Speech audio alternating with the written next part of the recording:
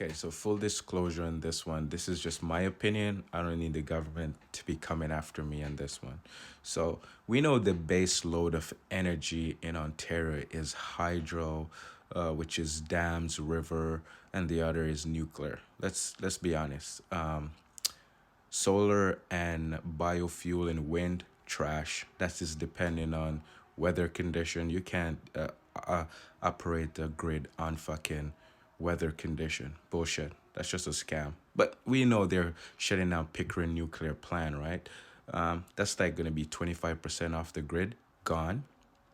And we know that nuclear and hydro is the base load, what they used to subsidize when they have to increase the output of energy. Natural gas and hydro, which is burned by coal or whatever.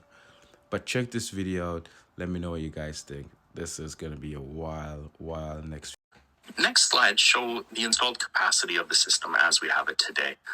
So those sources of electricity that I described on the left side of this chart, this is the supply as we have it today in Ontario. And it's not exact, but I like to think of it in terms of 4 buckets, roughly 4 quarters. You can see the nuclear is actually closer to a third of our installed capacity. And that, when we say installed, we mean the nameplate maximum output of the resource as it was built.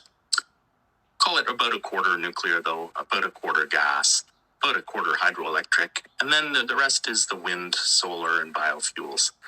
Together, these create a very diverse mix that's very resilient to different weather types, swings in fuel prices, as well as changes in demand. The right side of the graph shows how we actually use them. So if you recall, we talked about the baseload generation, those things that run 24/7.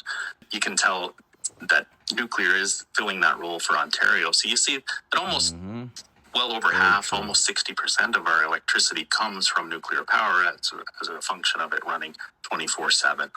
Hydroelectric fills in that quarter that you would expect based on its installed capacity. But and you can see that we don't use gas to the same extent that you might think based on its installed capacity. It gets used for those peaking conditions and for those times when it's not windy or sunny.